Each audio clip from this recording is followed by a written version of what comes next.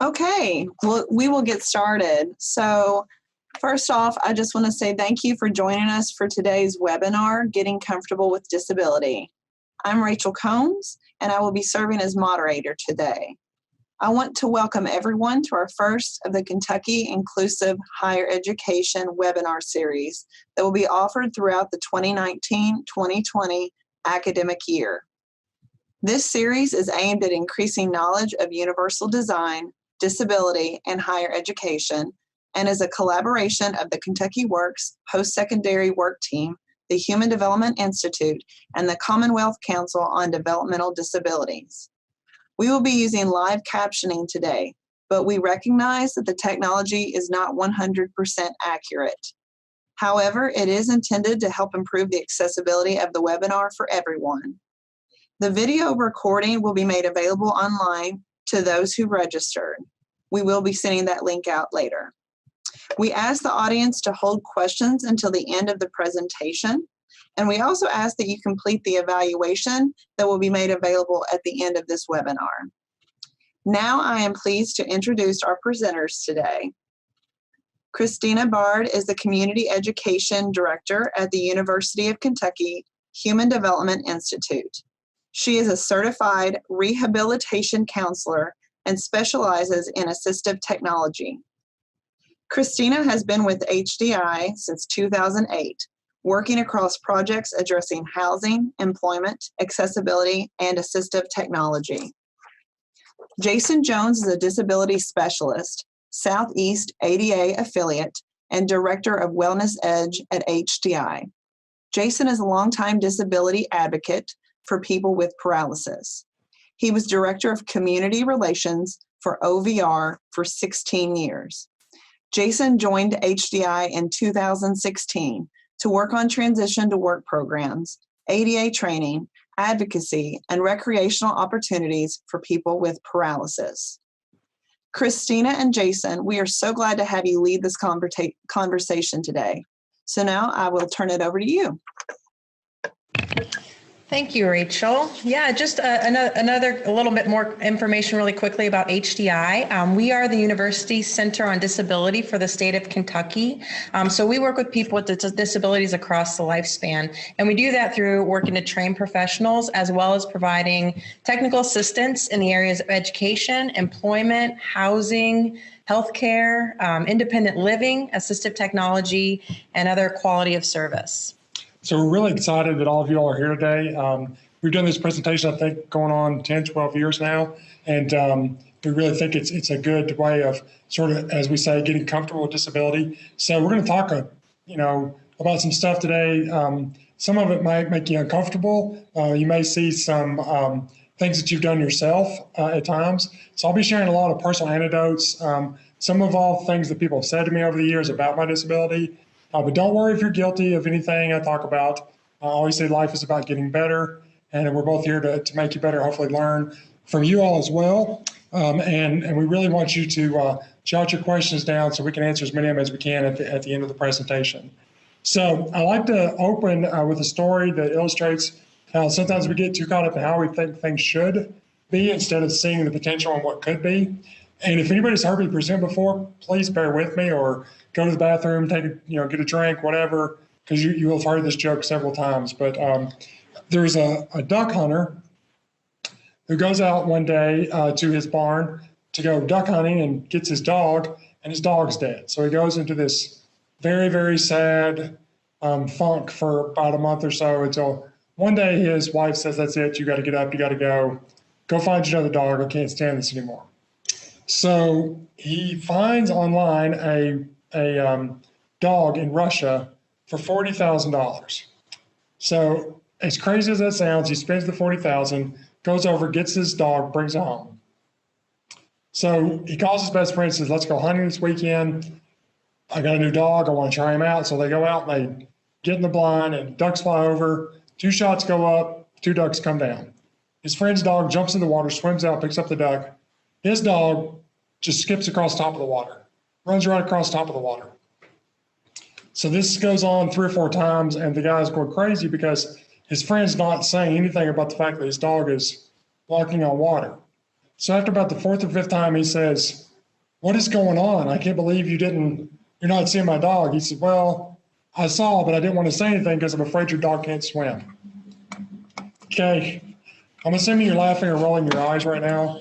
But the point is, sometimes when things don't look exactly like we think they should, then we get, when we use preconceived ideas, we miss out on some very special things. So we're going to start out with just this quick question here, just to get us all in the same frame of mind. But people with disabilities lead similar lives to those people without disabilities. Is this true or false? It is, of course, true. So everyone has stereotypes and bias against different groups of people. And obviously, unfortunately, these bias can sometimes lead to discriminatory behaviors. And those are not only offensive and hurtful to the recipient, but also really have an effect on the individual's participation and in their access to opportunities. So that is across the lifespan and across places like in the workforce, getting promotions, being involved in the community, and even just in access to services and things like medical care. We really believe that most people aren't aware that it is an unconscious bias, that they're not aware of the negative, the inaccurate, and oftentimes just stereotypical beliefs that they hold about certain groups of people. And so our perspective is that the way to break that down is just to get to know people. So our goal here is to identify what those might be, identify some of the inaccurate beliefs that are out there, and try to change those. We really just want to focus on helping people become more aware and begin to break down those beliefs about people with disabilities. Yeah, when you talk about disabilities too, it's important to remember that in most cases, people assume the disability to be the worst case scenario. So when we don't have enough information, we respond according to what the worst thing we've seen. So for instance, usually I say, what do you all think of when you think of cerebral palsy? And some of the answers we get when people, give us the information, they say things like contractures or slurring of speech or drooling, mild to extreme spasticity, right? Those are all things they think of when they think of cerebral palsy. Someone who's in a wheelchair all the time or in bed all the time, those issues. When in fact, cerebral palsy is sort of a spectrum where you have someone who is all of those things that I said, all the way down to someone there's a doctor in Louisville who I've dealt with over the years who has cerebral palsy, and you would never know it except he has a small limp and just a slight speech impediment, just very slight. So we think of cerebral palsy as being this awful, ridiculous, crazy, tough thing to deal with, when in fact it can be a lot of things. So it's really good to remember that we tend to think of things in the worst case scenario. So this is me. I'm actually the ugly one. The other one is my wife, Jessica. I show this picture because we just talked about the idea that people with disabilities live normal lives, or they aspire to live normal lives, right? Jessica and I met in church. It wasn't a Florence Nightingale syndrome where she was my nurse or my physical therapist or anything like that. And after several years of trying to convince her to marry me, she did in March of 2007. I always say she's not a saint for putting up with my injury, mostly for putting up with my attitude and my smart mouth sometimes. So this is Jessica, and we've been married for almost 13 years now. And to continue on, these are my guys. This is Micah on the left and Bryce on the right. Micah is, this is about a year ago. His hair is much longer than that now. We've decided that that's a fight we're not going to fight at this point in his life. And but both these kids are really great. They were conceived naturally, just like anybody else has tried to conceive children. I always say at this point, yes, we can, because I know that's a question that a lot of people are always afraid to ask about the sexuality of someone with a disability. But we did not have to go to a fertility clinic. We did not adopt. We did not have to do those things, thank God, because I know that's a difficult thing for a lot of adults and for a lot of families when they're trying to start down that road of making a larger household. But for us, it was very easy, and it was very fun, to be honest. So those are my kids, and that's my wife. So just a little background about how I ended up in this chair. I'm a C4 quadriplegic.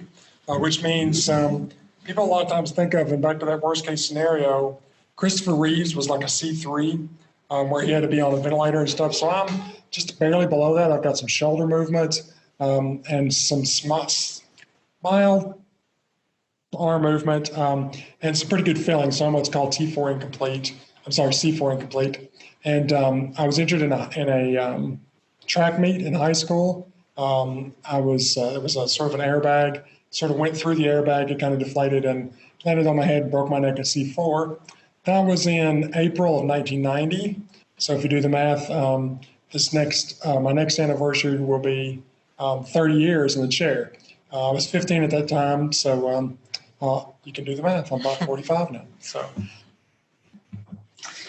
And these are my three boys. Jason always likes me to have a slide of them in there as well. And this is also a year-old photo, but now we would like for you to all vote on who the cutest kids are. No, just kidding. That one always goes my way, which is why it's funny for me. But we do want to go through these definitions of disability. So there are multiple different definitions of disability, depending on where that definition is really coming from. So in the medical definition, disability is a physical or mental condition that prevents a person from performing certain functions. So under that definition, disability is located within the individual. So people are more defined by their medical condition. But the medical definition of disability can be very helpful. It's really helpful when it comes to assessing what is needed, when it comes to figuring out what will help someone, such as social benefits, supports in education, supports in employment. And equipment, exactly. Yeah, and the next one is the legal definition. So the ADA, the Americans with Disabilities Act, defines disability as a physical or mental impairment that substantially limits one or more major life activity. Being a person with a record of such an impairment, or being a person who's regarded as having such an impairment. And so the legal definition is more of a civil rights legislation, and that's what's led to our anti-discrimination law, right? So under the ADA, a person receives protection under the law in the three different titles, and those are employment, access to public services and supports, and telecommunications. And something important to remember in the ADA definition, it says a person with a record of such an impairment. That could be something like a diagnosis of cancer, or you're in remission after that, but it's still known that you had cancer. You can't be discriminated against because you had cancer at one point, which would be considered a disability in that situation. Or who is regarded as having a disability would be something like someone who might have a large scar or something, and that is very visible, and they're discriminated against because someone assumes that because they have a disability, when in that case they would just have a scar. So that's where you get regarded or a record under the ADA definition. Okay.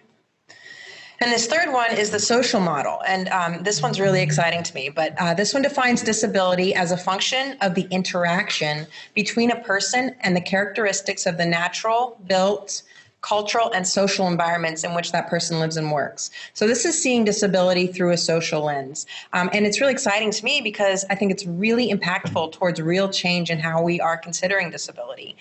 So whether a condition or limitation is seen as a disability depends on the culture and the environment.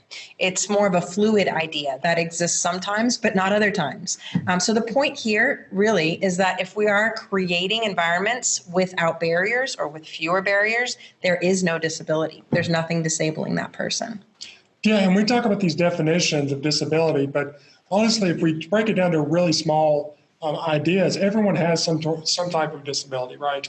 So I always say, how many people could go out and change their tire if they needed to, if it was flat when they left. And it's usually about 50-50. Or I say, how many people can remember how to do calculus or whatever those things are. And there's always some people that can and some people that can't. Really, technically, under the definition, if you can't do something, it's a disability. It's just an inability to do something.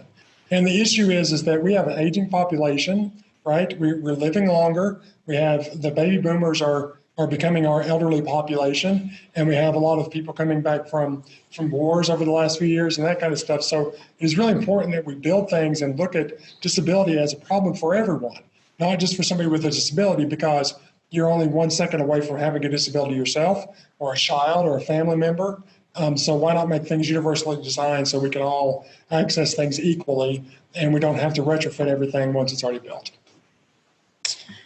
And to go back a little bit to the ADA definition, it identifies the major life activities. And so this is where we have a list of what those major life activities are. Do you want to talk about those at all? Or? Yeah, I mean, they're pretty simple, straightforward, caring for yourself, seeing, hearing, eating, sleeping. And this is not an exhaustive list. But basically, any of the things that you would do on your own that you would need help with in some way, either through assistive technology or through physical help from someone. And so, again, the definition is limited in 2 or more. Right. So here's just we like to do a slide just on the overview of how many of us do have disabilities. It's a very variable kind of number that we come up with. Different surveys and different government agencies have different numbers on this, but this one is the CDC. And so the CDC has determined, I believe 2018, this is the 2018 number, that 29.9% of adults in Kentucky have some type of disability. And the national average, according to the CDC, is 22.2. So in Kentucky, we obviously have a significantly higher percentage of our population that is experiencing disability. Yeah, we'll have the new census next year, and we expect these numbers to probably go up for both. As we said, for the reasons before with an aging population.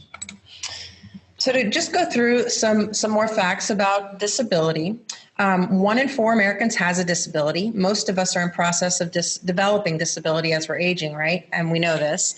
People 80 and older are 8 times more likely to have a disability than those 15 and younger. And we know that our aging population is growing at such a rate. Jason's already referenced it, but between 2000 and 2030, our aging population will be doubled.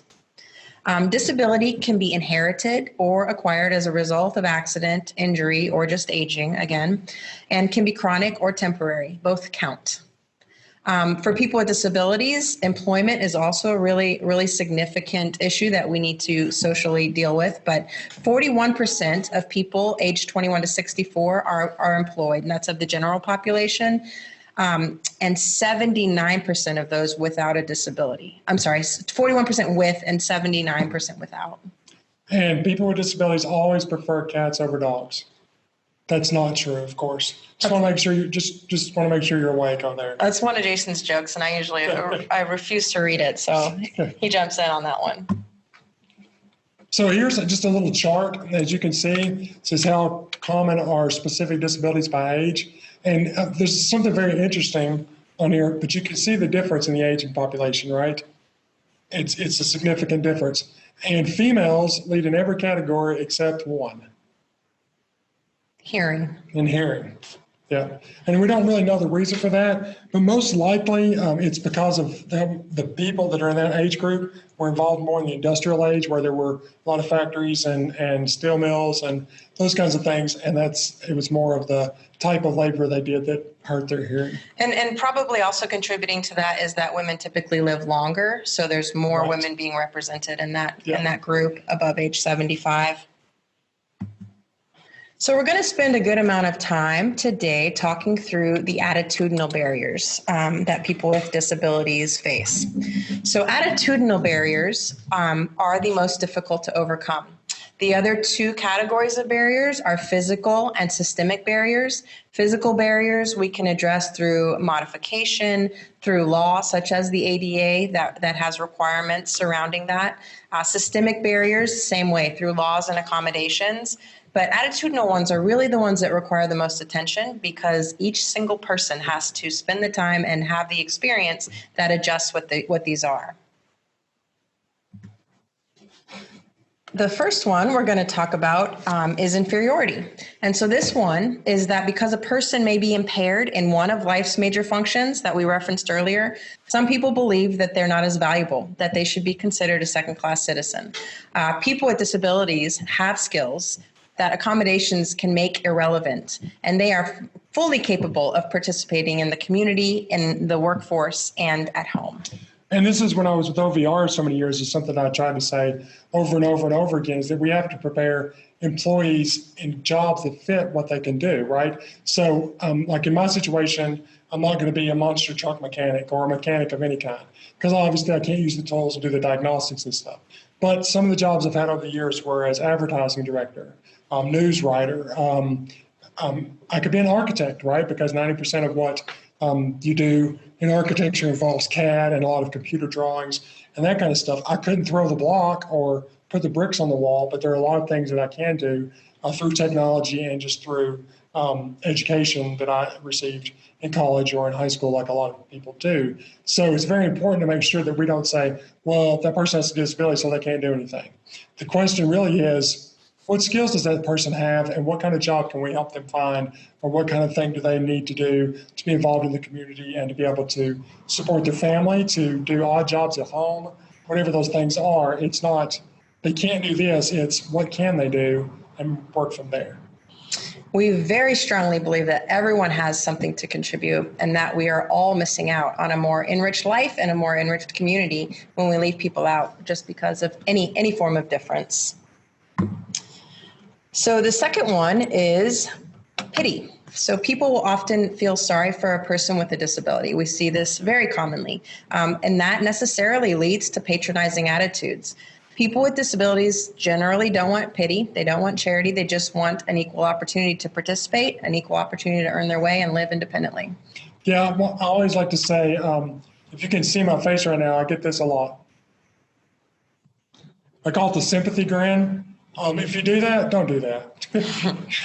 Because no one is really looking for sympathy. And if they're looking for sympathy, that's a whole different situation in the first place. But I get that a lot, and I think it's nice in some ways, because I think a lot of people want to say something, or they want to acknowledge the fact that, hey, man, it looks like it's rough for you, that kind of stuff. But I just want to be like everybody else, right? I just want to go take my family out to dinner and go see a movie, or go to watch a football game, or a play, or watch my kids on the soccer field, or whatever it is, just like anybody else does. And pity gets in the way, because the first thing when someone is pitying you is that they think of you as less. Like, oh, I'm sorry that your life is not as good as mine. And I promise you, my life is just fine. And I'm very happy with my life. We had, my mother came up to visit several years ago before I was married. And this lady called the house while I was at work. And my mom answered the phone, and she said, you know, is Jason there? And Mom said, well, he's at work. She said it sounded like a 20-minute pause before the lady said the next thing. And she said, oh, he works. And Mom said, well, yeah, he works, you know, because to my mom, he works. She don't think anything about it. And so it ended up being a neighbor from down the street, and her and about 6 other ladies were planning a block party for the 4th of July, I think it was. And they wanted to know if I wanted to help, so I would have something to do. So their attitude was that poor Jason's sitting at home watching TV all day. Maybe we could do something by helping him, give him something to do, which is, again, sort of a way of pitying someone. Jason's really good at going to parties and eating the food and participating, but she always gets the food thing in there. She's not wrong. That's the funny thing. Okay, this next one is hero worship. And so this is when people consider someone with a disability who live independently, who work, to be brave or special for overcoming a disability. And we see this language a lot in the media. So it's something that we're working on addressing as well. But most people with disabilities do not want accolades for just living their day-to-day lives.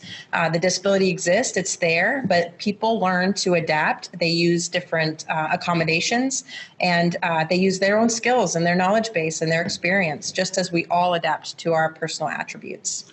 Yeah, when we think of the word inspiration, I think it mostly comes up with anything else. And as people say, oh, you're such an inspiration. To me, an inspiration is someone that inspires you to do something else, right? So if you look at me and go, oh, man, you're so inspiring, I'm not inspiring. I'm just doing what I do every day. If looking at me makes you get out and go support a cause or something like that, then in all means, be inspired. But I do not need to be worshipped or told that I'm so great or special just because I get up out of bed every day, brush my teeth, take a poop, and go to work, right? I mean, it's just that simple. So, over the years, I've had this happen a ton of times. I won an award one time for having a good attitude. I don't know what that means, but honestly, it's probably not true most of the time. And my favorite story ever was going into Lee's Famous Recipe. I was in high school, about 2-3 years post-injury, and I don't eat Lee's Famous Recipe anymore, because my body no longer processes it at about age 40, as probably a lot of you feel the same way. But I was going in, and it was real late at night, and this woman comes out and she opens the door and she has this look, because I know she's about to say something, and she's like, man, it is so good to see you out. And I was like, lady, I was just hungry and wanted some chicken, right? I mean, if you look at it that way, it's not a big deal that I'm getting out of my car to go into a restaurant. That's what everybody does, right? So, and I think that one thing that's good about this is that once you get to know someone and learn about what should be celebrated for that person, I think it starts to fade, as we get to know the people and who they are. And that's more of a compliment than anything else, where people just kind of forget about the disability in the first place. Absolutely, yeah. And yeah, just to reiterate that, there are people for which getting out of the house is something to celebrate, Yes. or for which the smaller things are something to celebrate. So again, it's really just about getting to know that person. So the next one is ignorance. So ignorance is when people with disabilities are dismissed as incapable of accomplishing a task without being given the opportunity to display their skills. So in fact, people with quadriplegia can sometimes drive cars and can certainly have children, as Jason has very competently shown us. People who are blind can use a watch. They can enjoy museums. People who are deaf can play baseball and enjoy music. And then people with developmental disabilities can be creative and maintain strong work ethics. Yeah, and sometimes you just got to think that people can do a lot of things. It may just have to be done in a different way, right? So we can't make assumptions without getting to know the person. So in my situation, ask, right? We want to be people and encourage you to be people. We don't figure out what those ways might be if they haven't already. I think sometimes people are afraid to approach somebody with a disability because they're afraid they're going to either offend them, or they're going to say the wrong thing, or that the person with a disability is going to be a jerk. And listen, I said for years, if you were a jerk before you had an injury, you're still going to be a jerk afterwards. Jerk has nothing to do with disability, right? That's just the type of personality you have. But ignorance, can be funny too. I had a lady come up to me one time. I was backing onto my lift to leave Kroger, and she came up, and she was probably in her mid-70s, early 80s, something like that. And she came real close, and she bent down and she touched my hand, and she said, "Was it Vietnam, son?" And I said, "Yes, ma'am, it was." At that point, that's exactly what she wanted to hear. And so I was trying to be graceful as I could be. I could hear my brother trying not to laugh in the van, but I think Vietnam ended the year that I was born. But to her, people who were coming back from Vietnam were the people she saw with a disability, and that made sense to her. So, and to be fair, Jason looks much older than he is. So yeah, I think I was 19 then. And I get a lot of somebody's, they say things to me like, I was in a mall one time and this lady is sitting beside me. I was waiting for somebody to come out of one of the stores there, and she said, "I just wanted to let you know that all my friends, or I have a friend who's in a wheelchair." And I said, "Well, that's nice. All my friends can walk." So if you see the difference, right? Like sometimes you say things, and please, again, if you said something like this, nobody cares. It's fine. We're just wanting to let you know that there's some humor in this stuff, and that you don't need to be so uptight about approaching someone with a disability. Yeah, and also just as an addendum to that, so there's so much technology, like these examples illustrate, about people with vision impairment, people with hearing impairment, and how they can still experience things. So the more you ask someone and ask how they are experiencing something, the more you learn about it, and then can share that with other people as well, even people in your own life who might be able to enjoy things more fully with the use of some assistive devices. Yeah, it's amazing sometimes the smallest things make a huge difference for somebody to be able to participate in something where they would not have been able to without your help. I'm in your switch right now. The next one is called the spread effect. And so this is when people assume that an individual's disability negatively affects other senses, abilities, or personality traits, or that the person is totally impaired. For example, this happens really often, that people shout at people who are blind. They don't expect people with wheelchairs to have intelligence to speak for themselves. Our encouragement here is really just to focus on each individual's abilities rather than their disability.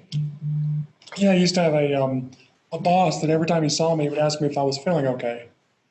That was just his thing, because if you're in a wheelchair and you have a disability, then you must be sick, right? I'm not sick. That's just not, I can be sick, but I'm not sick all the time. And so his idea was, "Hey, are you feeling okay?" I'm like, "Yeah, I'm feeling great. How are you feeling?"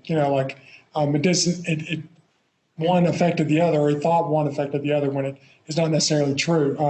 I've been in restaurants where they didn't give me a menu because they assumed that I couldn't read or understand it, or there'd be 6 people with me and everybody else would get a menu. I've had people ask the person next to me what I wanted to eat, right? And again, you should always address the person and ask if there's something specific they might need help with, but don't assume, right? And those assumptions are somewhat, and can be embarrassing.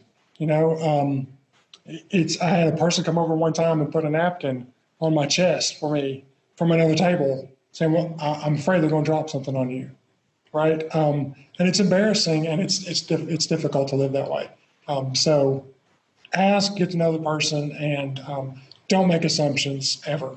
Because the one thing I've learned in my life is that every disability is different, even with the same disability. Yeah, if you're going to err, just err on the side of thinking that someone can do something, right? And if they are not able to, they know that, and they have developed other ways to address that. So they'll be glad to tell you.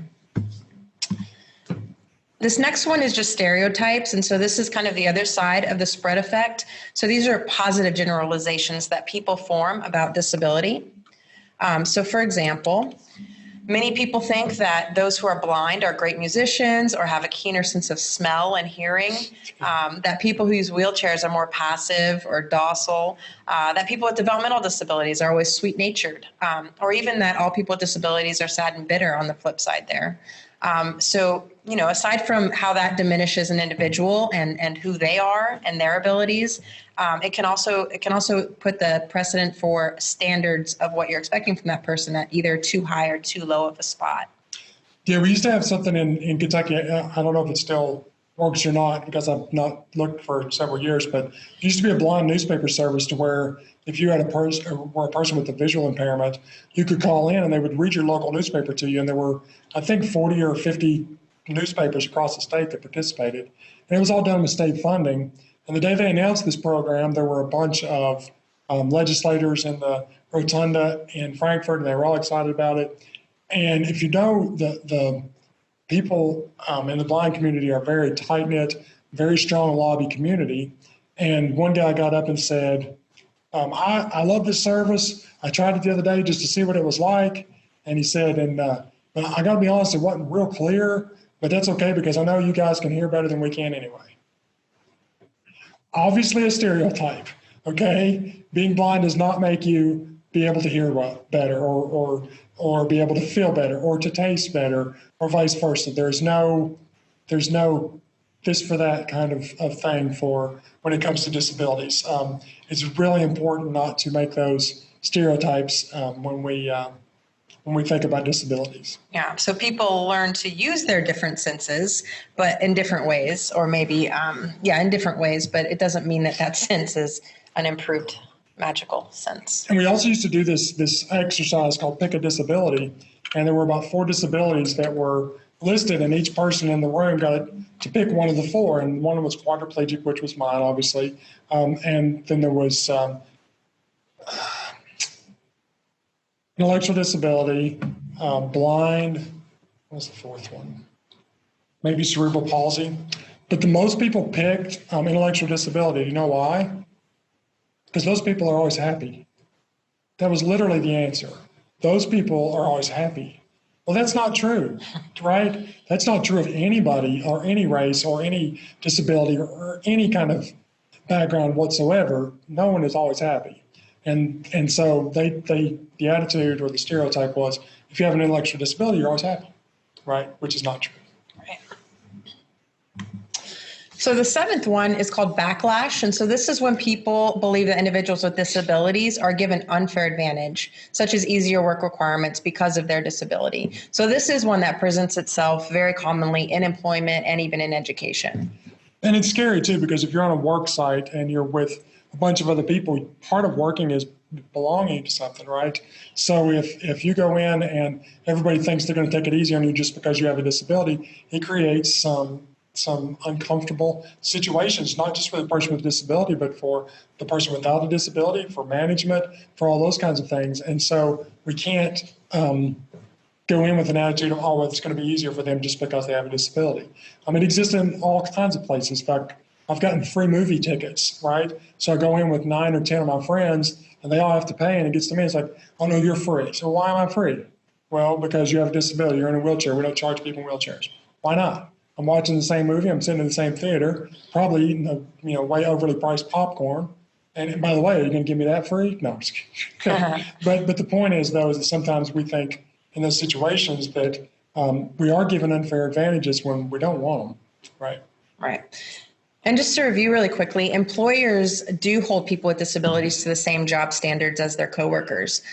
They might be accomplishing the functions of the job in a different way based on accommodations, but the ADA does not require special privileges for people with disabilities, just equal opportunity. Yep. And so the eighth one is denial. And so there are a lot of hidden disabilities, and I think we know much more now about those than we did 5 and 10 years ago. But these include disabilities like learning disabilities, psychiatric and mental health disorders, even epilepsy, cancer, arthritis, and heart conditions. And people tend to not give them as much credit that require accommodation. And two places that we see this a lot are accessible parking and service animals. We assume a lot of times that people, when they get out, and let's be real clear here, those are the two most abused things there are in the world of disability, without a doubt. Accessible parking in Kentucky is out of control. There are way too many people with placards that don't need them. County clerks can hand them out without even having a medical necessity. They could give them to their friends and family if they wanted to. So that is an issue. But we cannot just automatically assume just because someone can get out of their car and walk into a store with no visible disability that they do not have one. There are many things like chronic fatigue syndrome, some heart issues, those kinds of things where walking that long distance is difficult for that person. So they even in some ways get discriminated against by people with disabilities, because those of us who are obviously have a disability look and go, oh, come on, you don't need that spot. When in reality, they may actually do that. Service animals is another thing too, is that why do you need that service animal? When it looks like sometimes people are just bringing their poodle in to go grocery shopping with them. And again, some people are just bringing their poodle in to go grocery shopping with them. But we can't make those assumptions until we have more information. Yeah, and also, again, the ADA defines disability as an impairment that substantially limits one or more of the major life activities that we looked at earlier. So you can see how these examples here are all capable of having those limitations in place.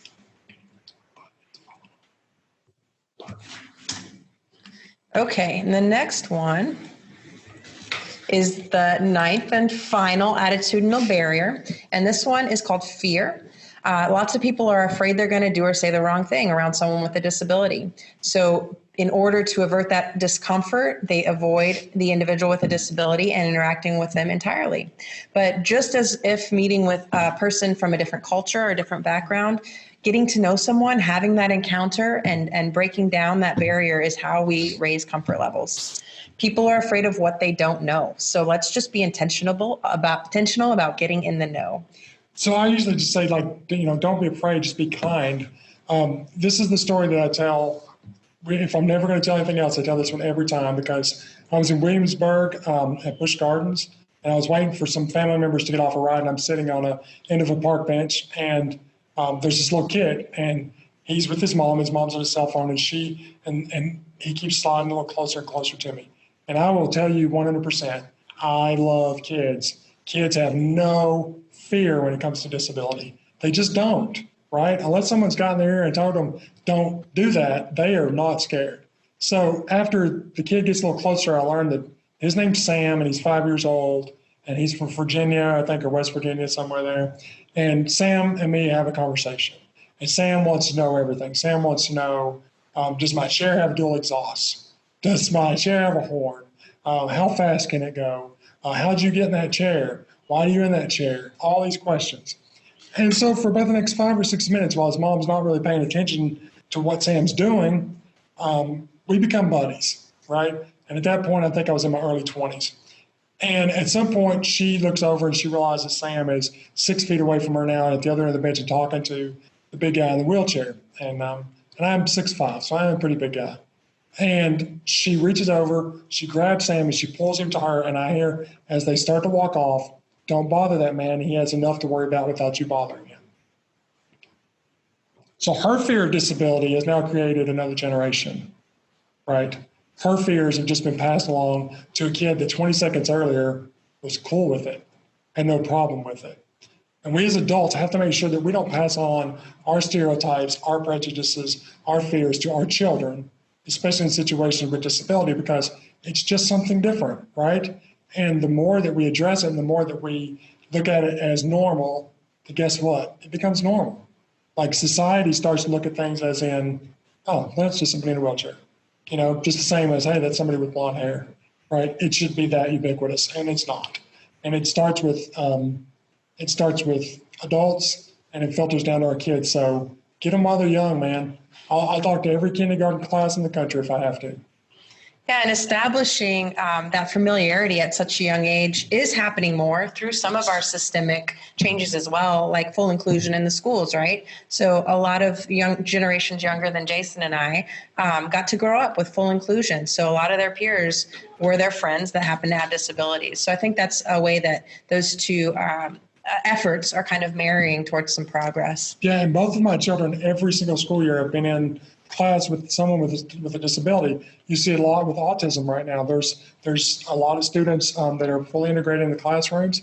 They have assistants, or as to the degree that they need them. And my children don't know that it even goes on. Like it's just, oh, well, that's John. He's, and his assistant Dana or whatever. But the inclusive part has been really, really important. Right. So now we're going to talk a little bit about some appropriate language use. I know people often feel intimidated communicating with people with disabilities because maybe they aren't certain of what the appropriate etiquette is. But communicating with a person with a disability is really quite easy in most cases. You just approach them with respect and courtesy. And if it's not Jason, they don't come back with sarcasm and funny jokes. So there are really two theories of language use. There's the person-first language approach, and then the identity-first language approach. So person-first language starts from the premise that language is powerful and can convey many messages, and that people with disabilities are people first and should not be defined by their limitation. So person-first language was intended to really shift the focus from the impairment or the disability to the social barriers that impede full participation in the community. Proponents of person-first language would advocate for conveying that humanity of a disabled person is more important than the disability. So another example that is often used is that we use person with cancer rather than cancerous person.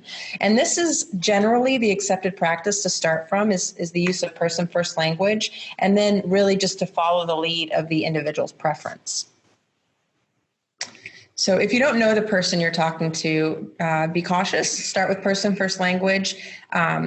And most people are not offended at all. They might correct you or identify what they prefer, but typically we encourage people to start with person-first language. And so some examples of this are saying a person with a disability, not a disabled person. Using language around people who are blind or visually impaired, not the blind or the deaf. Saying a person who has polio or who has cancer, not a victim of polio or any other disease. Say a person who has experienced, not a crippled, an invalid, someone who's pitiful or handicapped. Those all are rooted deeply in really negative ideas about people. And also things that we still see in the media that we all need to be advocating for change in. Use words that accurately describe the individual. Not the stereotypical words that we addressed earlier, like courageous or brave or inspirational, unless there is some heroic story that justifies that. Say person who uses a wheelchair, not someone confined to or someone who's wheelchair bound. A wheelchair is what gives someone freedom. And then in general, just use words of acceptance and respect, not words of sympathy or pity. Right. So yeah, the wheelchair is, as that example, is really something that's liberating. It's not confining. It's what gives someone access. Yeah, when you think about it, my whole entire day, if I'm not in a wheelchair, I'm in bed, right? So I would be confined to a bed maybe, unless that but with the wheelchair, I'm able to get up, participate in life, go do fun activities, go do non-fun activities sometimes, and participate fully as possible. That's why when the environment is not accessible, then the environment is the disability, or it has the disability. And then the other approach is identity first language. So some people do prefer the use of identity first language, and this is true a lot within the autistic and self-advocate community. So people who are autistic consider their neurodiversity as an important part of their identity. It's something that's inherent to their identity, similar to race or religion. The diagnosis is not a disease, it's part of identity. So that is incredibly valid as well, and some people's preference. And again, this is just getting to know somebody, right? And not being offended if the person corrects you. Go, oh, okay, well that's better. So we usually say err on the side of person first, and then once you get to know somebody, if they correct you, then identify them as how they would like to be identified. So we're going to go through some basic etiquette for communicating with people with disabilities. Oftentimes, again, we're concerned that we might say the wrong thing, ask an inappropriate question, or unintentionally offend people.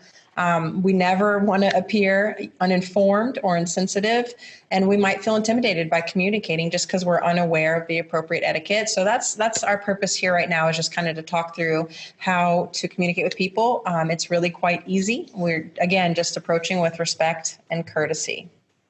So really, ignorance is not bliss, right? Everyone is afraid that they're going to say the wrong thing. So let's click this. So think about it this way. So you're anxious to talk to someone with a disability or to communicate, right? So when you're scared to do something, the possibility is you don't do anything, right? So I'm going to say the wrong thing. So if I'm too afraid to approach the person, then I'm just not going to, which leads non-inclusion. Think of it as a party, right? There's a person in the corner that nobody wants to talk to because they don't look like everyone else and they're afraid they'll say the wrong thing, right? So what does that lead to the person with the disability? Isolation, right? So your fear, right, keeps you from acting. And when you don't act, people aren't included, and it leads to isolation. And isolation is probably one of the worst things there is in the world, right? Like we all want to belong to something. We want to know people. We want to interact. We want to provide for our families. We want to earn a living, all those things. If we cannot interact with the rest of the world, then we are alone, and that creates so many other problems.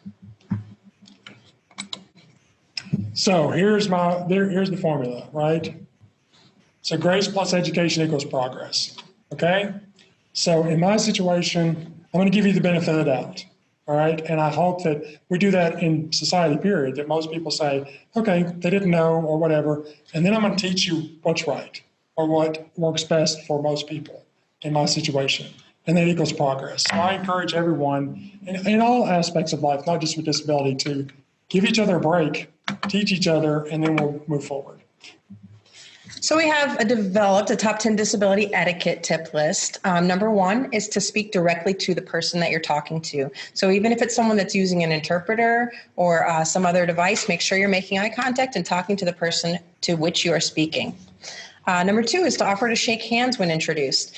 Some people will not be able to return that shaking of hands, but they know that, and they have also accommodated and come up with a different way to address that. And this happens to me probably 3 or 4 times a week. I meet a lot of new people. Somebody comes up, they stick their hand out for me to shake hands with them. I can't shake their hand because I can't move my arms. So I usually just stick my tongue out and let them shake my tongue. No, I'm joking. That's not true. But this did happen very prominently. One time I went to see Kenny Chesney in concert, and I was on the front row in the corner, and Kenny saw me, and I was singing along to something he was singing. So he comes over and he bends down and he sticks his hand out for me to give him a high five. And about halfway down, he realizes I'm not going to be able to do that. Okay, so he did pretty well. He laid on his belly and just punched me on the arm and got up and kept singing. But you could see in his eyes like, oh my God, I just did that in front of 20,000 people. In which case, I'm fine with it. I felt bad that he was embarrassed. But in most situations, I just say, sorry, I can't shake, but it's nice to meet you. Right? So offer to shake hands, but don't be offended if the person can't do it. And please, please don't be embarrassed, okay? You're doing what is socially normal when you try to shake someone's hand. Number 3 is always identify yourself and others with you when you're meeting with someone with a visual disability. So just be sure to use your voice, explain what's happening, remind them of what your name is and who's approaching. And I have a really good friend who has a visual, is actually blind, and I love doing things with him because I see things so much better, because I try to explain to him what's going on all the time. And I love it. I always joke that we're a funny pair. He can give me the beer and I can tell him where to find it. So I'd say that's a productive pair. very productive. Yeah. If you offer assistance, wait until the offer is accepted. Sometimes people are relying upon the way that they're doing something just to be able to do it safely. Yeah, a lot of people with that are in manual chairs use the door sometimes to pull themselves into a building. They use it for leverage. And so if you open the door for them right away, they've really got no way to propel themselves in. There's a bank downtown here that I worked in for a while, and one of my coworkers, there was a little bit of a ramp up in the door, and if he couldn't grab the handle, he was stuck in the parking lot. So it's just one of those things of, it is never a bad thing to say, do you need some help? Right? It happens all the time. I've been on and off my lift of my van tens of thousands of times over the last 30 years. And at least 3 or 4 times a year, someone will say, hey, you need help? No, man, I got this. Thanks, though. It is never a bad thing to offer assistance, but wait until the person says, yeah, thanks. Can you do that for me? So it's important. Number 5 is treat adults as adults. And this happens really commonly with people with intellectual impairment. They get treated as a perpetual child, right? And if they're an adult, make sure that you're treating them as an adult. Yeah, and sometimes, you'll get somebody that kind of yells at you because they think you can't hear as well. Just because you have one disability doesn't mean you have another, those kinds of things. But definitely in the world of intellectual disabilities, if somebody's 35, talk to them like they're 35, right? It's kind of like, there's been times in my life where, I counted positive touches when I would be at church or something, where everybody would come in and they would rub my shoulder or rub me on the head or something like that. Like, you wouldn't have done that to, Sister Bertha, or she would have went nuts at you for messing up her hair that she got done on Thursday or whatever. But it's okay to touch the guy in a wheelchair. So treat adults as adults.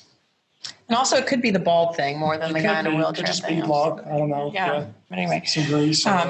Number 6, don't lean against or hang on someone's wheelchair. So someone's wheelchair is an extension of themselves, for one. So that's one reason. But another reason. Yeah, like I drive my chair, it leans back like this. I use my head to do it.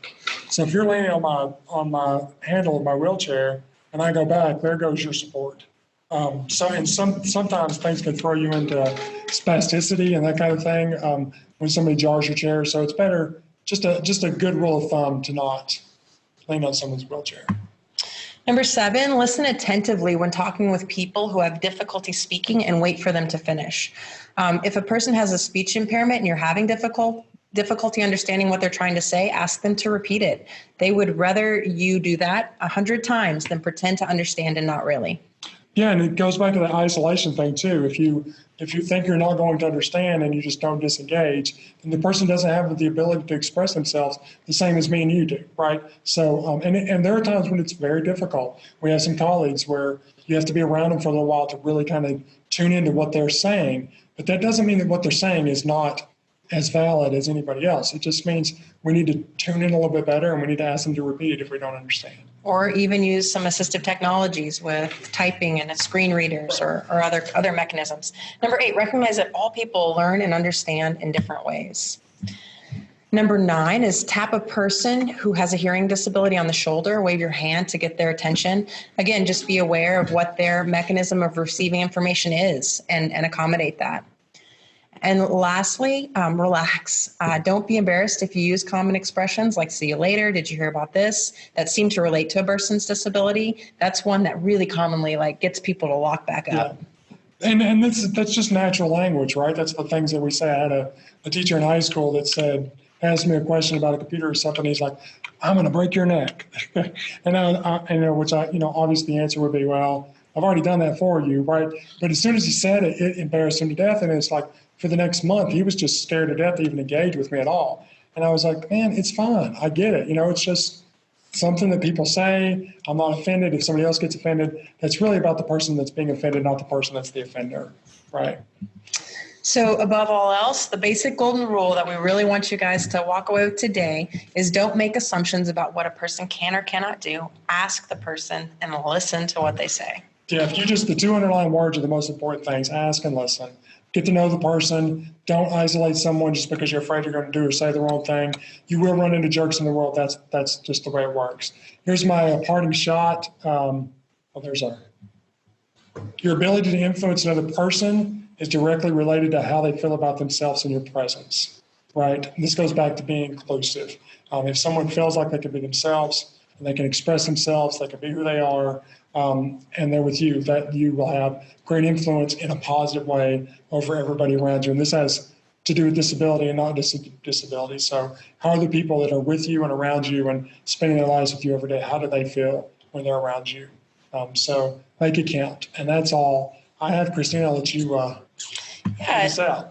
Yeah, and then we have just here another slide with our website, our Facebook page, our Twitter handle, and then also a place where you can get on and learn about all the other lectures that we have available through the Human Development Institute. We have a lecture series now if there's anything of interest there.